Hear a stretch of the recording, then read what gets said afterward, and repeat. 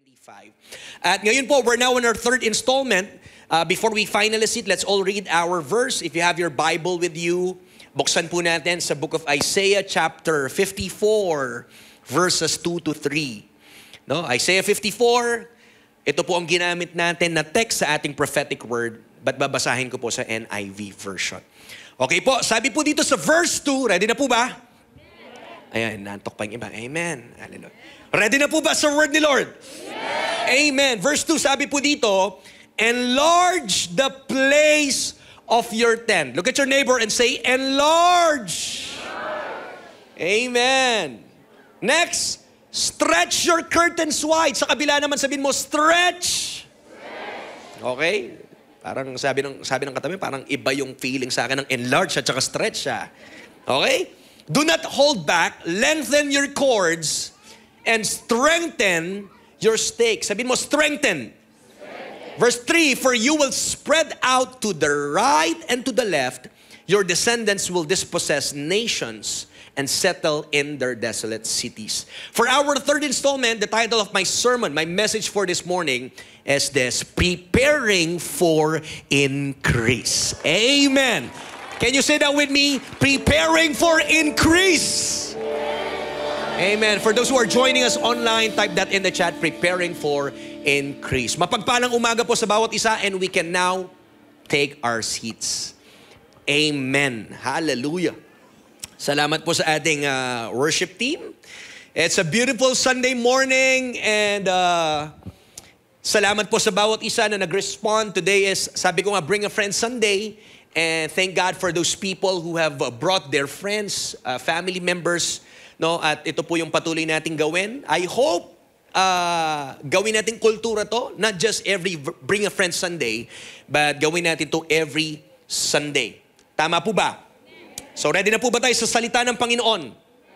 If you were here last Sunday, sa ating second installment po, no, nalaman natin, we've learned the context of Isaiah 54, that this passage was originally addressed po to Israel, no? A nation that had experienced barrenness, exile, and limitation. Ito pong Isaiah 54 ay originally po ina-address sa mga Israelita, no? That was held captive po in Babylon.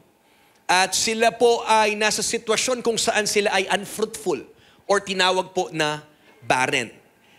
But amidst po ng kanilang sitwasyon that they are barren, God speaks a prophetic word of growth, of expansion, and restoration. At kung titingnan po natin, ganun din po ang Diyos natin. Nalaman po natin last Sunday that the God that we serve is a God who restores. Sir, I don't know kung ano po ang sitwasyon nyo ngayon. You may be like the Israelites na nakaka-experience ng barrenness. Maybe kayo po ay parang unfruitful sa spiritual life mo, sa family mo, sa finances mo. I don't know your situation, but we have a hope because God is a God who restores, and He promises that this year, merong pong growth, merong pong abundance, and merong fruitfulness na mangyayari ngayong taon. Palakpakan po natin si Lord. Come on. Come on. Palakpakan mo si Lord. Ano man yung sitwasyon mo, paniwalaan mo ang salita ng Panginoon. That this is a year of growth, of expansion, and restoration. So ito pong sinulat para sa bayan ng Israel, it symbolizes God's desire for His people to prepare for increase. Come on, say that with me. Prepare for increase. Sige, gisingin mo yung katabi mo, kalabitin mo, kabilaan, sabihin mo, let's prepare for increase. Come on. Come on. Hallelujah. Napaka-exciting po ng word natin ngayon, no? So God is telling them na mag-prepare kayo sa parating na gagawin ko. Even wala pa kayong nakikita. Alam niyo po yung kagandahan ng church is we are being reminded, we are being aligned. Tama po ba? No, yung purpose, ang ganda po na minsan yung week natin nakakaranas tayo ng mga discouragements, Nakakaranas po tayo ng, minsan nagiging hopeless tayo. But ang sarap po na karating natin ng Sunday sa church, na nare-revive tayo, napapaalalahanan tayo. Come on, mahina po yan, palakpakan natin si Lord. Nare-remind tayo that this year, yung prophetic promise ni Lord, merong increase na gagawin ang Panginoon sa ating buhay. Sa ating pamilya, sa ating business, sa ating spiritual life. So this message, church, is not just for Israel, but even for us today.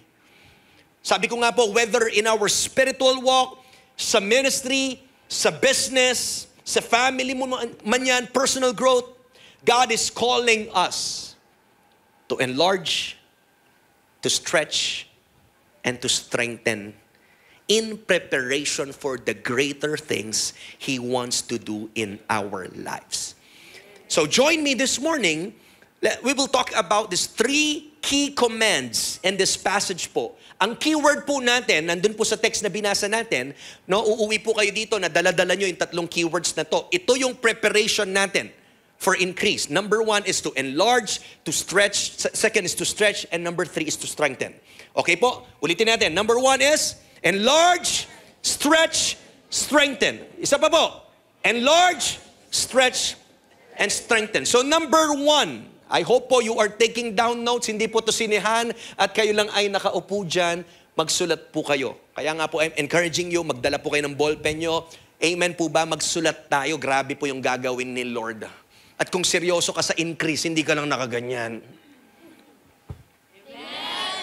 Tama po ba yun? Amen. Number 1 that we need to do in preparation for increase. Number 1 is we need to enlarge our capacity to receive. Hallelujah. Amen.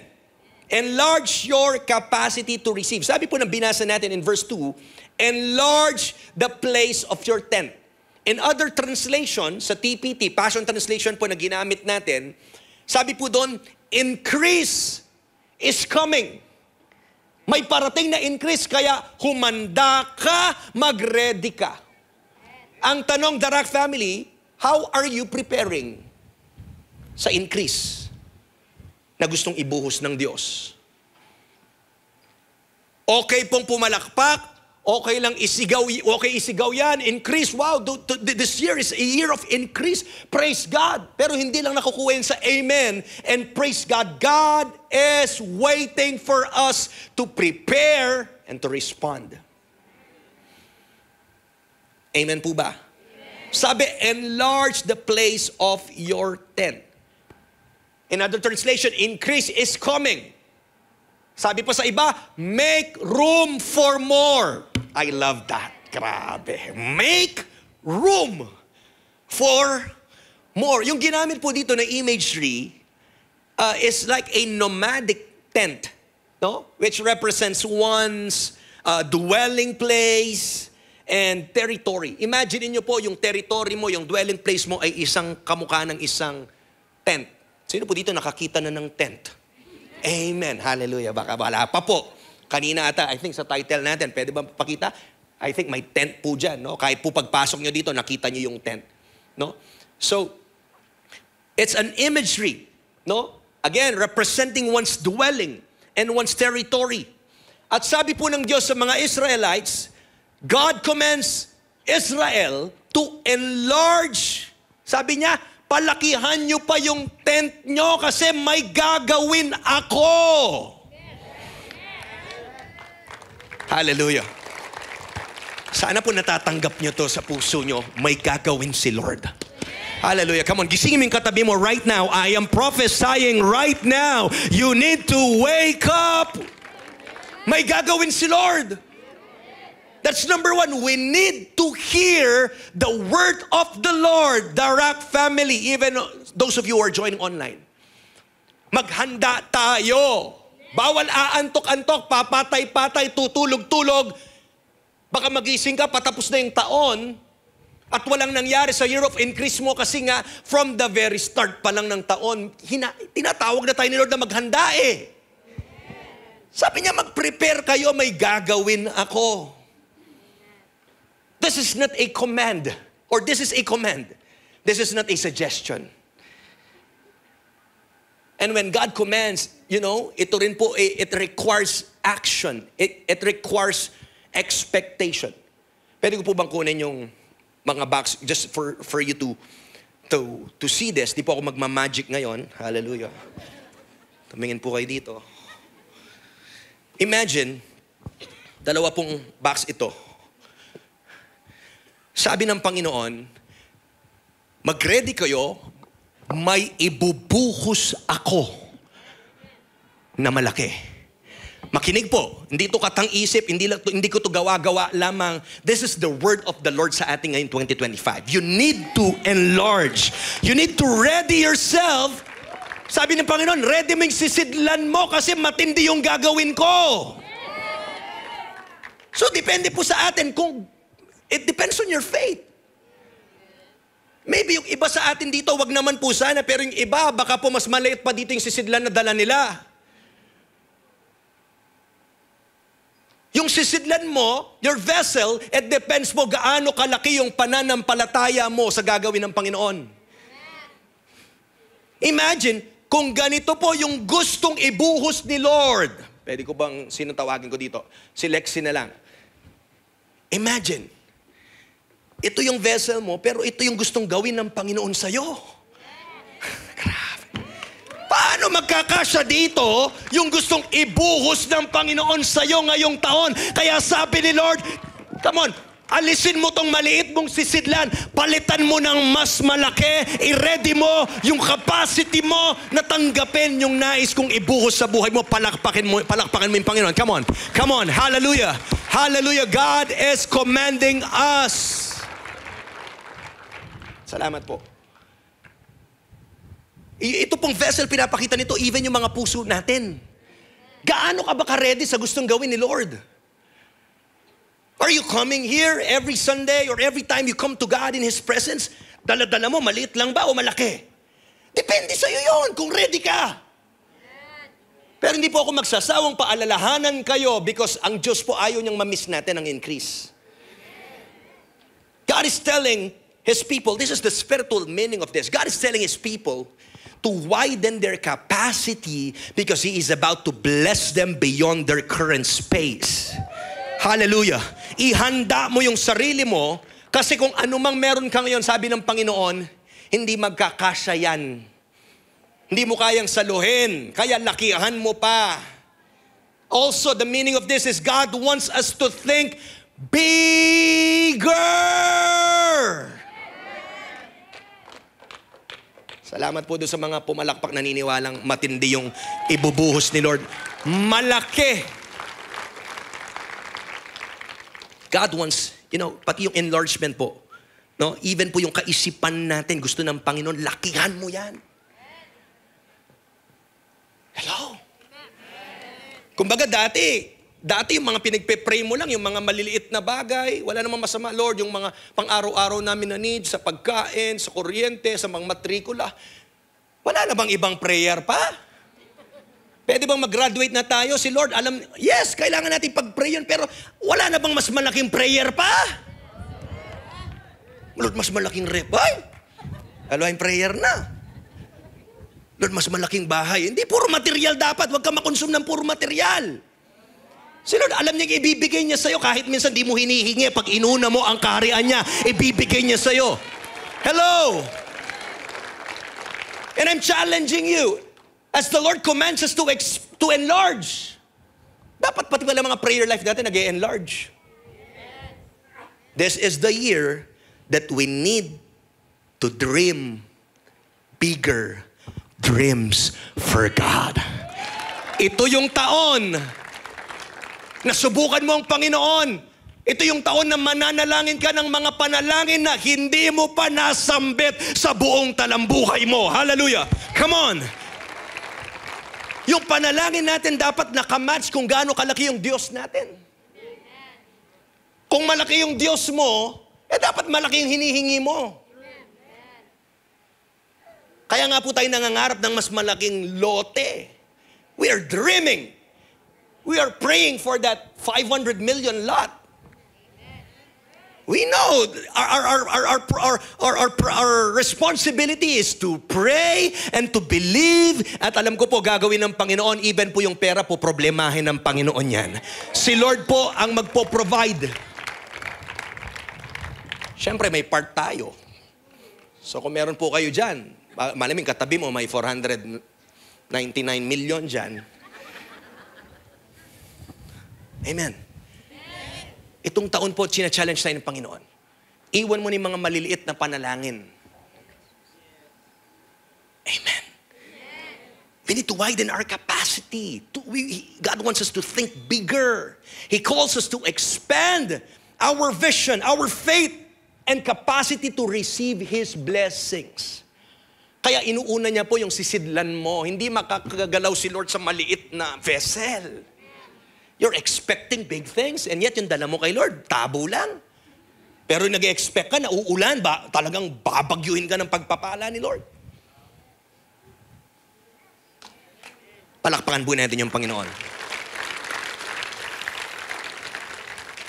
Pag po binuhos ni Lord ang kanyang pagpapala, even po itong 400 seating plus capacity na to ay maliit po sa gagawin ng Panginoon. Hallelujah. Tingnan nyo, hindi pa po lahat nag-e-invite. Pero ilang Sundays na po tayong napupuno. Kaya we are praying, kung magpapatuloy po to, lahat tayo talagang susuportahan natin yung vision. We will be responsible, active, na suportahan yung vision ng Panginoon dito. Lahat po tayo nagdadala. Talaga pong hindi malayo. Magbubukas po tayo ng panibagong service natin. Sino po dito sasama sa vision ng Panginoon? Hindi lang po, wag na natin hintayin yung Bring a Friend Sunday. Every Sunday, we can bring someone to Jesus. Tama po ba? There are some biblical examples to this, like Abraham po in Genesis chapter 12. Hindi na po natin babasahin yan. But ang ginawa po ng Diyos dito, may instruction po ang Diyos kay Abraham that God called him to leave his homeland and promised to make him a great nation. If you happen to know yung story po ni Abraham, binigyan siya ng promise ni Lord nang siya'y matanda na. Hello? Matanda na, at hindi na po, si Sarai din is past the childbearing age. At nagbigay ng pangako si Lord na sabi niya, I will make you into a great nation. Great nation while barren po sila. He had to step into the unknown to receive God's promise.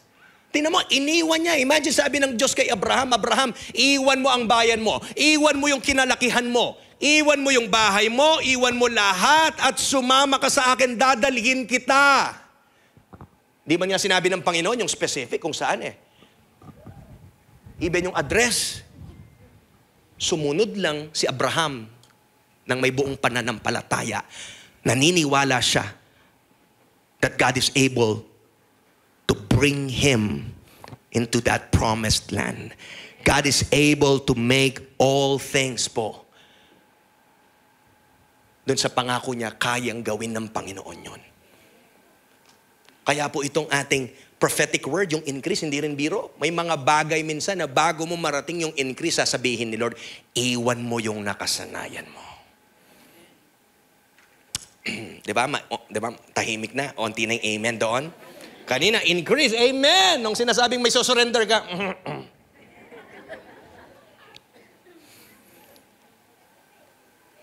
Also po Jabez in 1 Chronicles 4 verse 10. Nanalangin po si Jabez, O Lord, that you would, what? Enlarge my territory. That you would bless me. And enlarge my territory. This is a plea for more influence and responsibility. Sana po meron tayong mga ganyan, mga panalangin ngayong taon na may mga maghahamak at magtatapang na, Lord, pagpalain mo ko ngayong taon at maging pagpapala ako. Pagpalain mo yung business ko, Lord, dahil nakikita mo yung puso ko, tutulong ako to finance yung babayaran naming lote, yung binibili naming lote, or ano man pong gagamitin for kingdom influence, gamitin mo ako, Panginoon. Si Lord po nakikita niya yung puso niyo. Alam ng Panginoon sino yung pagpapalain niya. Pero nire-ready niya po ito. Kaya po ang tanong, where do we need to expand? Gusto ko pong tanong na iwan sa inyo yon. Tingnan natin, saan ba tayo? Saang area ba? Is it in our faith? In our ministry? Is God calling you to expand sa iyong generosity, or maybe sa iyong relationship, or relationships around you. At ang kailangan po natin gawin is to remove limitations that we placed on God's work in our lives. Minsan po tayo pong nagbibigay ng limitation. May gustong gawin ang Panginoon sa atin pero hindi tayo makalabas-labas doon sa nais ng Panginoon. Kapatid, minsan, huwag mong isisi minsan puro diablo, puro Lord, yung kaaway, si Satan. Minsan sarili mo. Sabi ni Lord, dito ka, dadalhin kita dito. Ikaw yung may ayaw. Binigyan ka na ng vision ni Lord. Napakalinaw. Oh. May lilinaw pa ba dito sa prophetic word ni Lord? Pero naniniwala po ako maraming magre-respond ngayong taon. I can feel it in my spirit.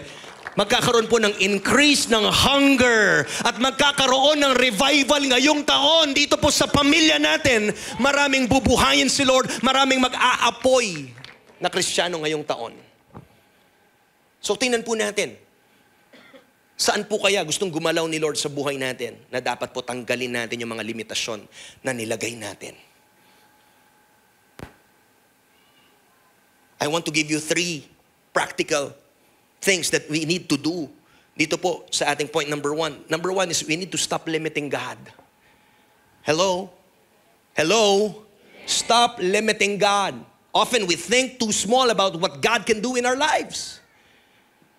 Di ko alam anong sitwasyon mo, pero ngayon, tanggalin mo yung limitation. Pag tiningnan mo or every time na lalapit ka kay Lord, mananalangin ka, harap ka sa Kanya, humarap ka na parang humarap ka bilang isang anak. Tama ba? Sino po dito may mga anak? Di ba yung mga anak nyo, either bata, pag humingi pa naman yan, talagang, tama? Yung anak ko, talagang pag lumapit sa nanay niya, lumapit sa akin, sabi ko, feeling siguro ng anak ko, nanay niya kasi yaman si Small Loud eh.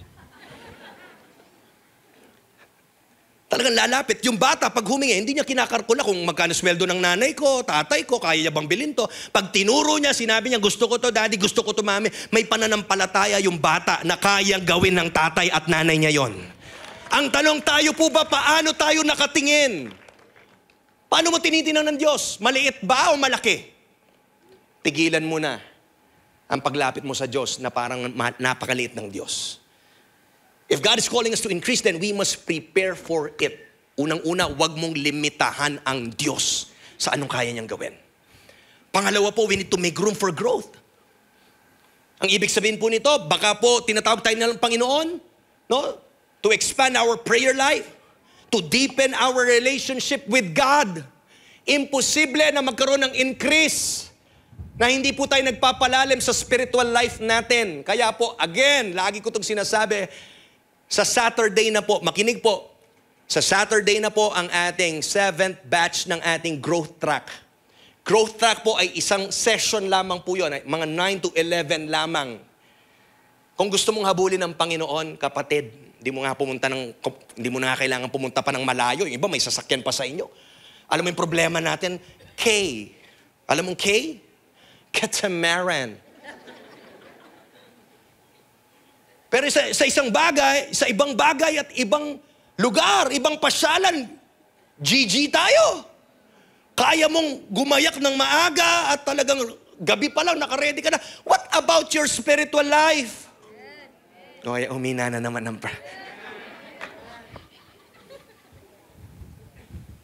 Kung hindi pa po kayo mag-register na po kayo sa growth track natin.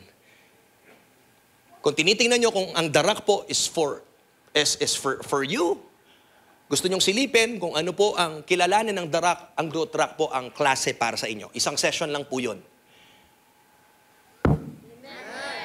O yung mga nag-amen na yan, Lord, narinig nyo lahat na nag-amen.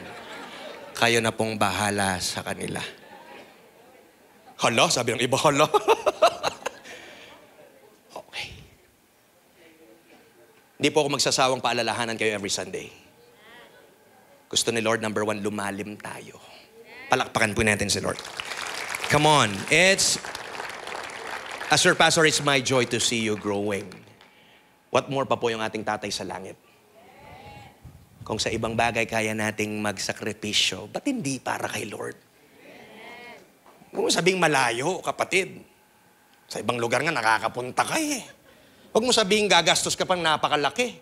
Kapatid, kung may sasakyan ka, panggas lang yan. Ano man yan para kay Lord? Hello?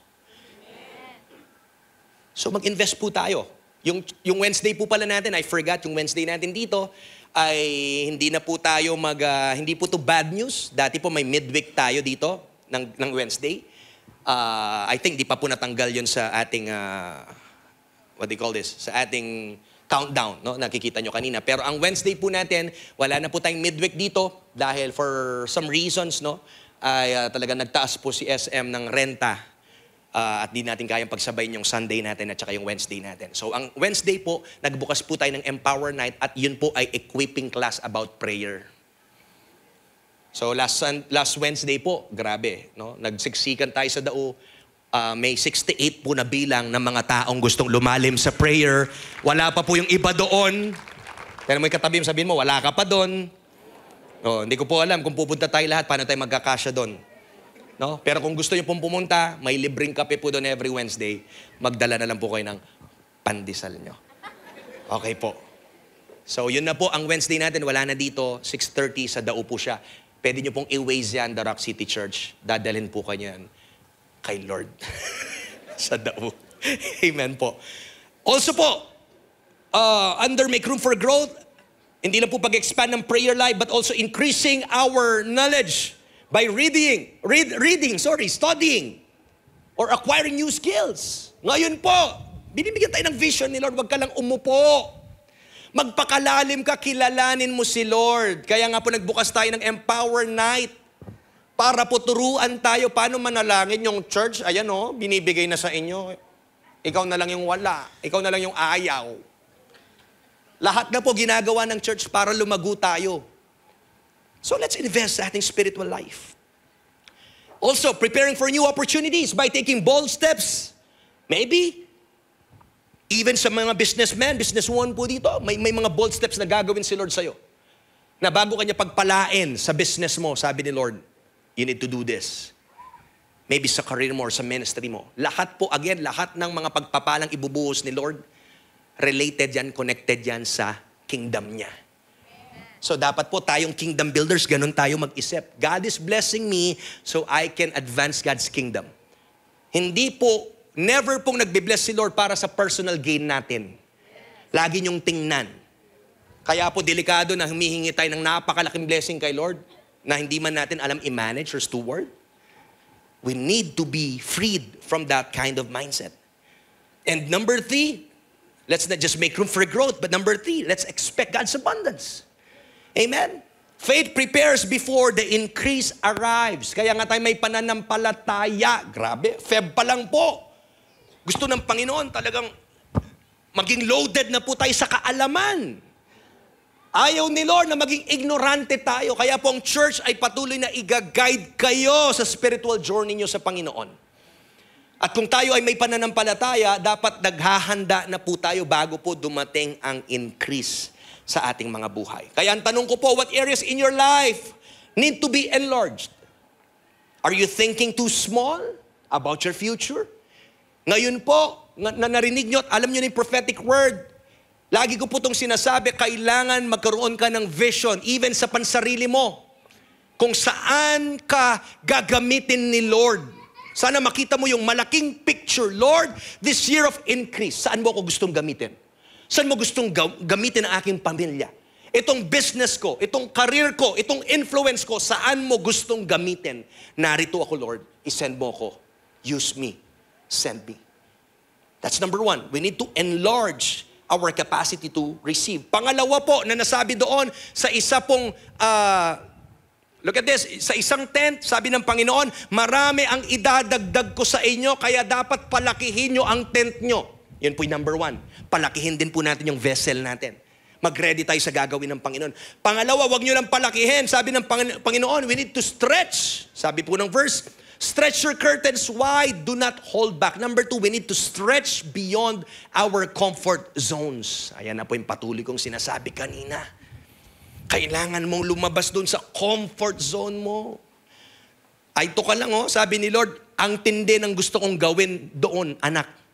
Pero bago mo marating yon, kailangan mong paglabanan yung katamaran dito.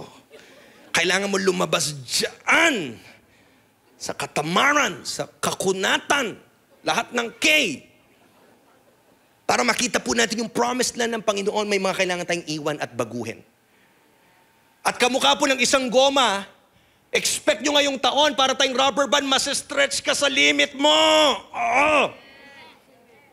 Kala nyo nakakatuwa yung increase? Ang ganda ng prophetic word, increase. Lord, I receive it.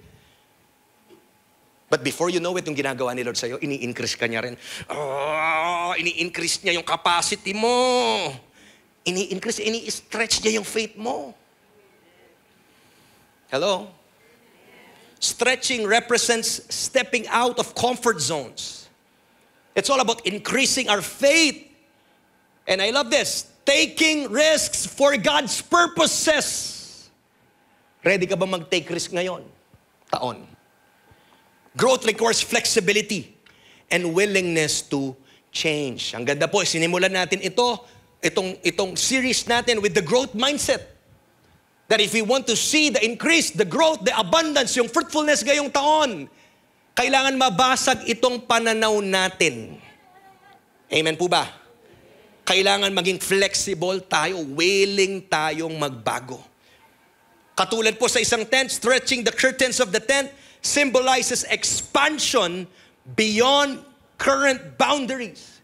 Kung nais natin po, ma-accommodate natin yung malaki o maraming tao, imagine sa physical tent, kailangan palaparin pa po, stretch pa po yung kanyang canopy, ang kanyang tent, para po mas lumaki pa po ito. Ganon din po ang gustong gawin ng Panginoon sa atin. Again, stretching the curtains of the tent symbolizes expansion beyond current boundaries. Kaya sinabi dyan, do not hold back. Ibig sabihin, huwag mong tipirin. Give it everything you've got.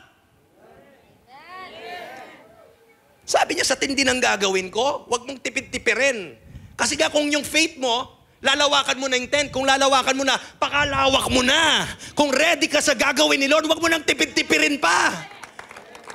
Sa gagawin ni Lord ngayong taon, church, huwag ka nang pasubok-subok pa. Maraming Kristiyano pasubok-subok lang, kapatid.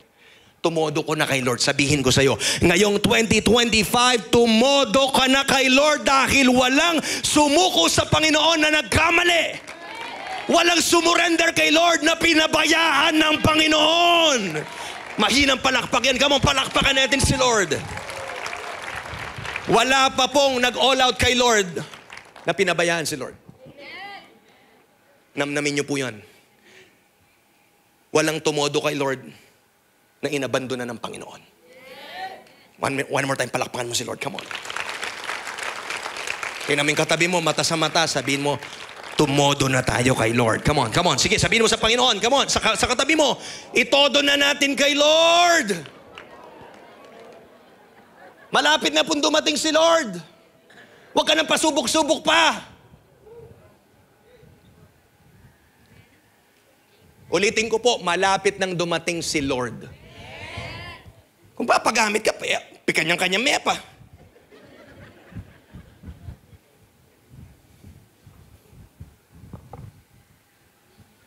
Sa lahat ng gagawin mo, kung magbibigay ka kay Lord, itodo mo yung pagbibigay mo. Kung magpupuri ka kay Lord, itodo mo yung pagpupuri mo kay Lord. Kung maglilingkod ka ng todo-todo kay Lord. Come on, palakpakan natin yung Panginoon. Grabe. Mapalad po tayo. Malaya tayong gawin natin ito. Marami pong Kristiyano na nasa ibang bansa na nagtatago, gustong sumigaw, di man makasigaw. Nasa underground. Kasi hindi po pwedeng pakita nila yung kapalit po nun ay kanilang buhay. Pero narito po tayo, na-enjoy natin to.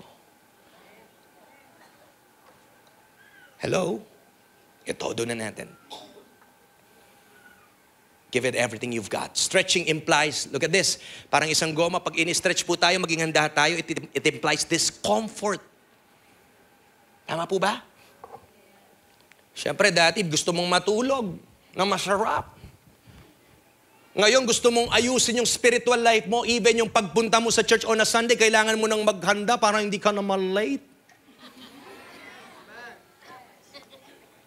Hello.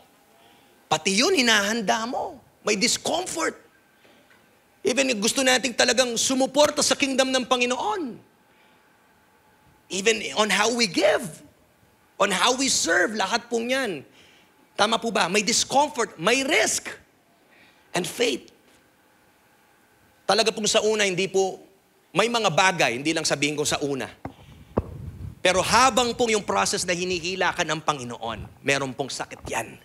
May pain yan. Kasi nga, katulad po ng goma, hindi sanay nababanat. Tama? Di ba po, sa buhay natin, even sa pagbibigay, even sa paglilingkod, yung faith natin, parang muscle yan. Kung yung muscle mo nasanay lang sa 5 pounds, hindi yan pwedeng from 5 pounds, bigla magte-30 pounds yan. Tama po ba? Mapupunit talaga yan. Bibigay yan.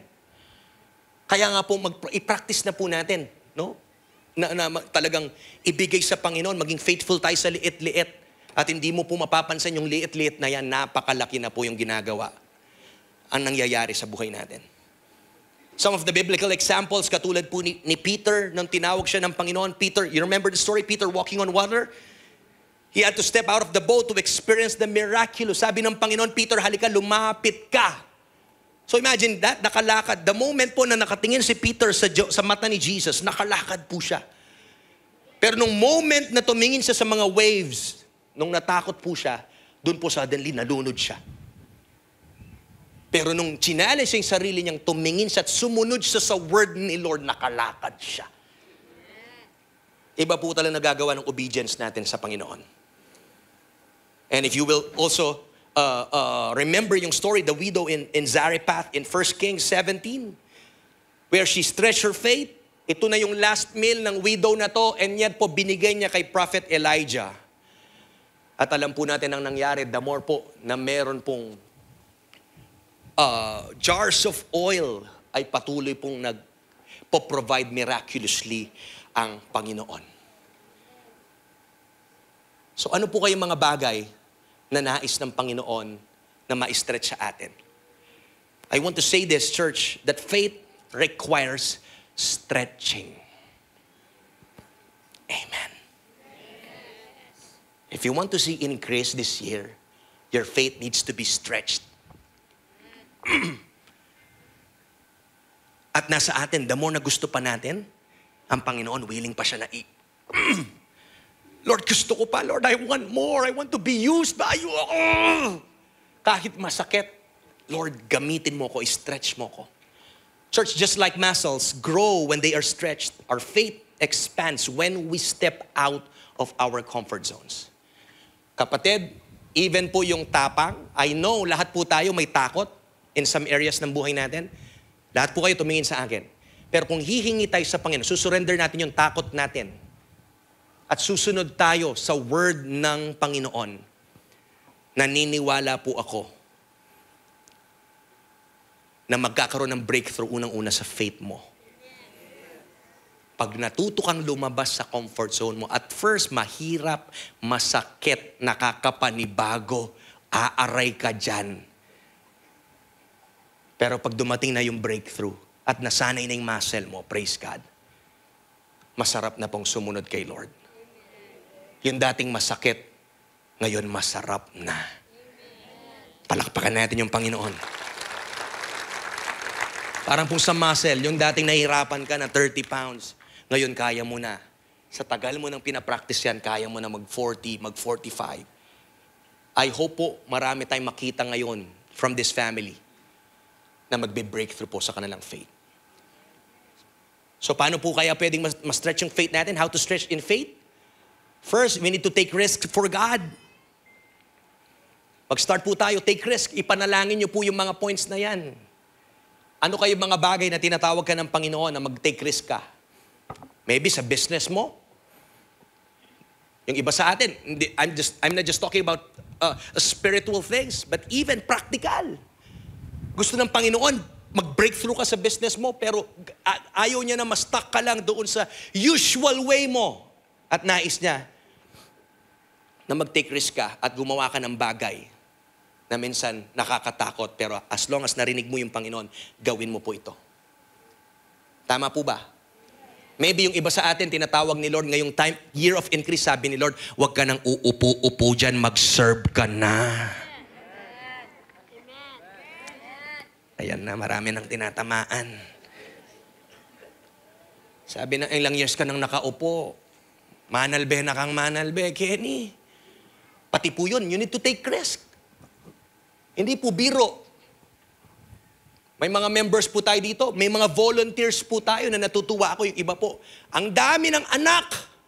And yet kaya po sumasama lagi, sinasabi ko po sa inyo to, right?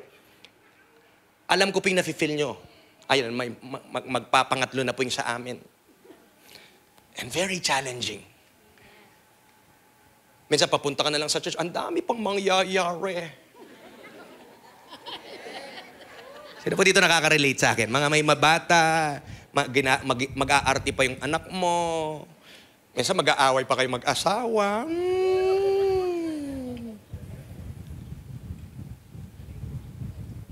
Kaya dapat mag-usap muna kayo bago kayo umakyat dyan sa escalator. Tama. Madami. Kasi kaaway, gusto niya sirain yung loob mo. Punta ka sa church, instead na mag-breakthrough ka, mag-bullshit ka. Good morning po. Morning. Dami pa namang magagandang mag-greet dito. Nandun ka pa lang, nakangiti na sila. Hindi pwedeng lalabas ka dito, bad trip ka pa rin. Ganyan tayo mag-welcome dito. Talagang a place to call home. Tama? May risk. Huwag mo sabihin, Pastor, papagamit ako pag malaki na yung mga anak. Gano'ng kalaki? 18 years old? Baka dumating na si Lord after 18 years.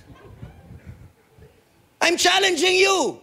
Even sa buhay mo na punong-puno ng transition, you can still love the Lord, you can still serve the Lord, you can still give, you can still do what God has called you to do. Even if, kahit po may mga ifs and buts, kung gusto mo, God will empower you. Kahit mahirap, nakikita ni Lord John, gigising ka maaga. Mga anak po namin, style namin ngayon, liliguan na ng gabi. So that nakaligo na, kasi pag linggo po, bubuhatin namin yan.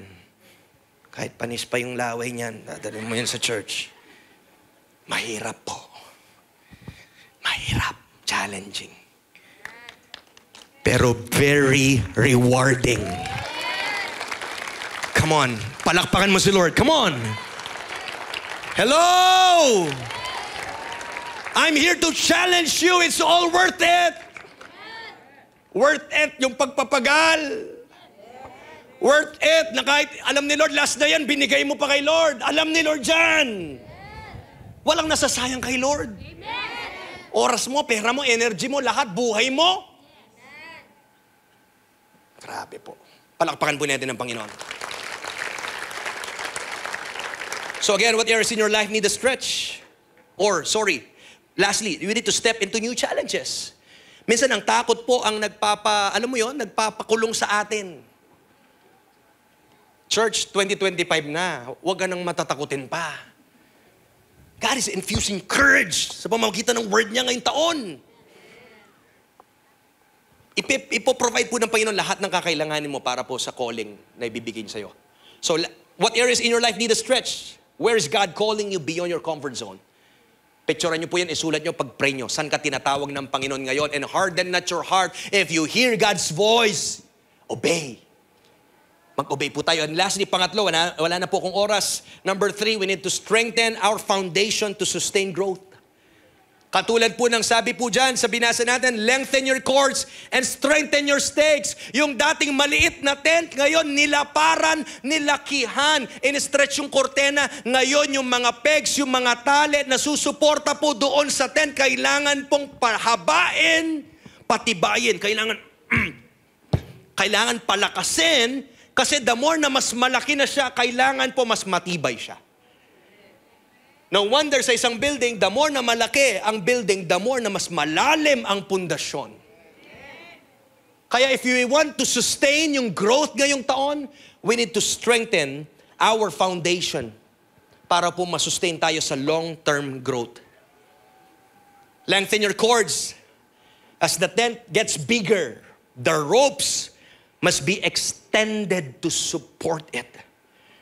Strengthen your stakes. The stakes hold the tent firmly in place, providing what? Stability amid winds and storms. And that signifies that increase must be supported by strong foundation. Sa laki ng gagawin ni Lord, dapat ikaw mismo ready ka.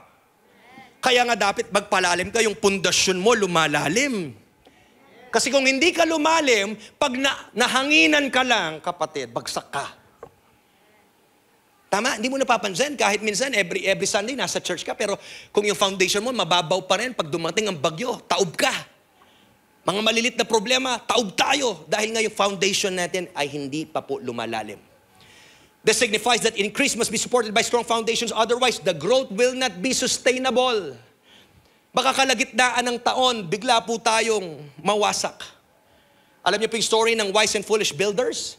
In Matthew 7:24-27, na hindi ko na po babasahin itong text na to, pero meron pong isa, a wise man na nag-build ng isang bahay sa buhanginan, yung isa po sa bato. At alam po natin na ang natirang matibay ay yung wise man na binild ang kanyang foundation on the rock. At ang implication po nito sa atin, sabi sa verse 26, everyone who hears these words of mine and does not put them into practice is like a foolish man who built his house on sand. It's a reminder po sa atin, church. Sa mga naririnig natin dito, nababasa natin kung di daw natin ina-apply para po tayo yung mangmang. Sorry for the word masakit, pero mangmang ng pundasyon natin ay nasa buhangin lamang. That's why a strong foundation is essential, church, for enduring growth. Ayaw natin na mag-breakthrough lang for 1 month, 2 months, 3 months, 4 months, 5 months, 6 months. Gusto natin po long-lasting yung impact. Long-lasting po yung growth natin. Also po, some biblical examples, yung encouragement ni Paul kay Timothy in 2 Timothy chapter 2, verse 1-2, sabi niya dito, you then, my son, be strong in the grace that is in Christ Jesus. Sabi po ni Apostol Pablo sa kanyang spiritual son na si Timothy, magpakatibay ka, anak. And the things you have heard me say in the presence of many witnesses, entrust to reliable people. Church, we need to strengthen, you need to be strengthened in faith, in doctrine, and leadership so that ma-ensure po natin yung continuity in ministry. Strength is needed to sustain what God entrusts to us. At hindi lang po to physical strength, pati po spiritual strength. Tama po ba? Church, ang growth without depth is dangerous. Kung tayo po ay may paglago, pero walang lalim, katulad po na nakikita nating mga puno na malalaki, hindi po yan basta lang lumaki na hindi lumalalim ang kanilang ugat. Ganon din po ang gustong gawin ng Panginoon sa atin. If we could expand without strengthening our foundation, we risk collapse. Dito po kung matatapos, what are the ways to strengthen our stakes? Paano po tayo magpapakalalim, magpapakatibay? Una, strengthen your spiritual life. You need to deepen your prayer, your fasting, and Bible study habits. Huwag lang po tayong umasa every Sunday. Buksan nyo yung Bible nyo. Pagtanong po kayo, yun po, unang-una yan, church. Yung ating pong mga growth track, mga ating next steps, una po yan. Pinrovide na po ng church, mag-respond na lang po kayo. Next po is to develop strong character. Ayan, na tayo ay may integrity, may humility, and discipline. Pag tayo may discipline, masusustain po ang pagpapala ni Lord. And lastly, we need to build a support system. Kung gusto mong lumago ngayong taon, kapatid, palibutan mo ang sarili mo with godly people, godly mentors. You want to be prayerful, dumikit ka sa mga prayerful. You want to be a generous giver, you need to dumikit ka sa mga generous magbigay. Gusto mo maging committed, dumikit ka sa mga committed na tao. Surround yourself with godly mentors, accountability partners, and wise counsel. By the way, kung wala pa po kayong squad, ang squad po natin, yung mga small group, sa mga kabataan, nakita nyo po yan, we have some squads or we have youth gig. It's a youth fellowship every Saturday sa Darak-Dao. Mag-join po kayo. We have squads for small, for what do you call this? young adults, young professionals, married couples, men, ages 45, 50 and above, magtanong lang po kayo, lahat po nakaprovide na. Tama po ba? So as I end, tinatawag ko na po yung mga worship team natin. Ang tanong po is, are we spiritually strong enough to sustain what God wants to do in our lives? Kailangan po nating patibayan ang ating mga sarili, palalimin sa pamamagitan ng pananalangin, pagbabasa ng Bible, at i-connect po natin yung sarili natin. Kapatid, madali pong matangay pag tayo nag-iisa lang. Pero pag may support system tayo, matibay tayo. Tama po ba? And God's promise in verse 3, ito po ang resulta. Isaiah 54:3, for you will spread out to the right and to the left. Your descendants will dispossess nations and settle in their desolate cities. As I end, the Rock family, as we obey these commands, we position ourselves for God's greater purpose in our lives, in our church, and in our community.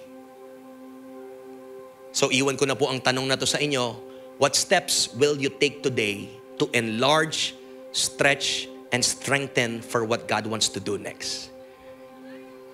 Baunin nyo na po yan hanggang sa pag-uwi nyo, ipanalangin nyo kung ano po ang nais gawin ng Panginoon para po matanggap natin at masustain natin ang increase. That's the end of my sermon po, preparing for increase. Palakpakan po natin ang Panginoon.